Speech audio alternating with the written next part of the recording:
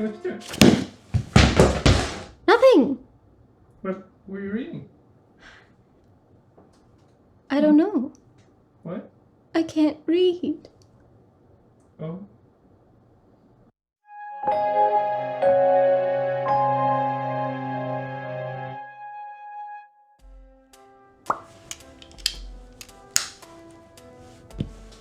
Hello everyone and welcome back to the Neverland Book Club.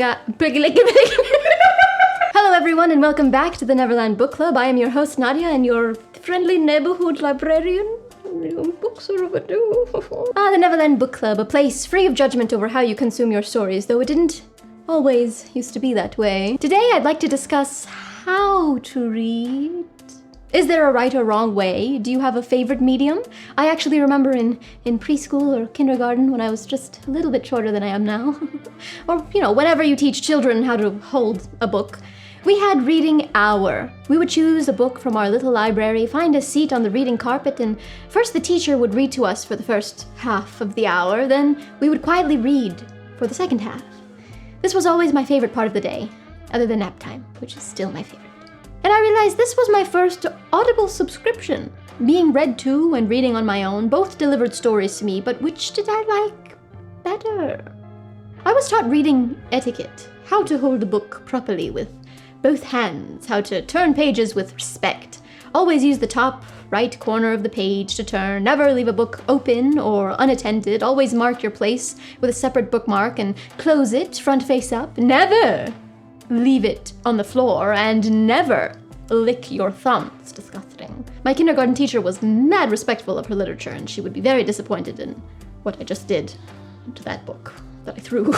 I used to be one of those judgmental book elites who despised reading on a Kindle or through audiobooks or paying for a troll to read to you with locks of your own hair. You know, the usual. I used to think anything less than a perfect condition, physical, hard copy paper book, free of earmarks or post-it notes or creased spines or highlights is the only way to really delve into a story, and I was, of course, wrong. After lugging around suitcases of heavy books in my teen years and swearing by this foolish lifestyle, I got an iPad for college and realized I could go to class with nothing but this sheet of glass. A what? No Rolly backpack for all the other kids to point at and, let's face it, be jealous. The convenience of ebooks won me over, but I was still not convinced with audiobooks just yet. That's too disconnected, I thought. But then, I graduated college, I found a job, I was bestowed with the responsibilities of adulthood, and I found myself with no time at all for reading anymore, at least not nearly enough as before. Or for anything else I loved, for that matter. My time belongs to the company store. The only time to myself where I wished to be whisked away to a new world was while I was performing mundane day-to-day activities, and I longed for an Audible companion. Pun intended. So I tried it, and by God, I actually loved it. In the car, in the shower, in the kitchen, under my bed, on the floor, trying to escape from the existential dread, I could read anywhere. However, I quickly came to find that this method is not for every book. Although it is a more than adequate alternative to sitting for hours and hallucinating at squiggly lines on a piece of paper, some stories really just need to be read, not heard. The reverse could also be said for some more dense books as well. If the narrator of a 1,000-page epic is compelling enough, such a dense story that would traditionally take, I don't know, say a year to plow through could be read in a week's time with an audiobook. However, be warned, a boring or monotone narrator can really ruin a book. Sorry, I don't understand. No one understands. The narration could make or break the reading experience. On more than one occasion, I have found myself grimacing at the narration of a book just to return it, to go out and buy the physical copy and genuinely enjoy the story. This discussion was actually inspired by my experience reading Wilder Girls. Coming soon. This Saturday, maybe, so subscribe. Finding the time to listen rather than sit and read is an attractive concept, but it is different. Reading a Kindle or on an iPad is of course another alternative, though it takes up just as much time as a physical book, as previously mentioned. The convenience of having an entire library at your fingertips is just too good to pass up. I also find reading in the car or reading in bed easier on a Kindle or an iPad since the brightness level can be adjusted night or day. I can read in the dark without disturbing my sleeping partner and under my bed where, well, what goes on under there? Husband?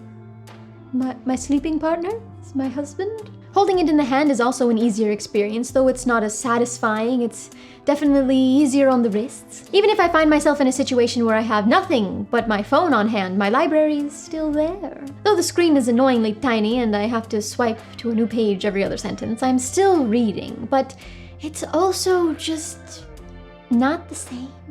Perhaps someone can describe it in a different or better way, but the feeling of reading a physical book, of starting at the first page, the weight of it heavier in your right hand and slowly leveling out, then switching to your left until you finally reach the last page. Seeing the pages turn, tabbing your favorite parts or the sentences or phrases that made you smile. Afterwards, seeing all those tabs as proof of how much you enjoyed your journey. The smell, the smell. You fall into this rhythm, this cadence, a frequency. The words on the page at some point just stop being words on a page. You can see it. It's there, in front of you. If the book is written well enough, you can even taste, smell, touch, hear everything going on in the story. Your heart races during the suspenseful scenes. You cry when a character falls. You sometimes laugh when a different character also falls. It's time travel. Books that were owned and marked up by previous generations, by strangers in a different lifetime. Writers from past centuries still telling their stories. It's just different. I didn't mean to get too sentimental with this little video, but if I had to choose, I'd choose a physical book every time. Just never a mass market paperback. Those are the absolute worst. So, how to read? I'm glad you asked. The first step is to be open, be gullible. Don't ruin it for yourself by asking too many questions in the beginning. Give it a chance. Save your questions for later while watching reviews. The first chapter is rarely where the story starts. Reading is a form of self-care. A lot of people make the excuse of, well, I don't have time to read. You think I do? No! I make time to read. Just like I make time to do the laundry, to do my skincare routine, scroll endlessly on TikTok. Sometimes reading calls for sacrificing time you would otherwise spend with loved ones or going out. Ugh. The singular only reason why I want a Tesla is so I can read on my way to work in my preferred method, on autopilot. But no matter how you read, always read what you want, how you want. Some people are listeners. They retain more information by listening. Some are physical learners, holding something tangible. Some people like to mark up their books with highlighters and pens and tabs and blood and tears. Let them! No judgment here. It's literally your property. As long as you're not doing it to a book you've borrowed from a friend, because as my kindergarten teacher would say, that's just completely poor etiquette. Very rude. Don't do that. Just as a gentle reminder, the content of these videos are not sponsored. Nobody paid me to say this. It's just from my own experiences and my opinion. So with that said, if the convenience of audiobooks is something that stood out to you, consider checking out our affiliate down below, Audible. They have the largest collection of audiobooks, podcasts, etc., any form of audio content, really. I'm personally listening to The Vanishing Half right now, a social and racial commentary revolving around twins that choose completely different lives for themselves. Coming soon. So, if you would like to listen to The Vanishing Half as well, or if you have that one book on your TBR that you just can't find the time to sit down and read, then go to audibletrial.com/Neverland for a 30-day free trial and get to reading. Well, that's all for this episode of the Neverland Book Club. Thank you so much for watching. Today's reader is Mara Dewan. I hope I said your name right. Thanks for the suggestion. It is definitely in the works. Go ahead and like this video if you liked it, and leave a comment down below of your preferred reading method, and you may be my next video shout-out. Something new I'm doing. I'm off to go buy hard copies of all the books I already own on Audible and Kindle, and not think about my life choices until I'm back under my bed. All right. Stay lost. Keep reading. Read to your children, start them early. They'll turn out great, I promise. Respect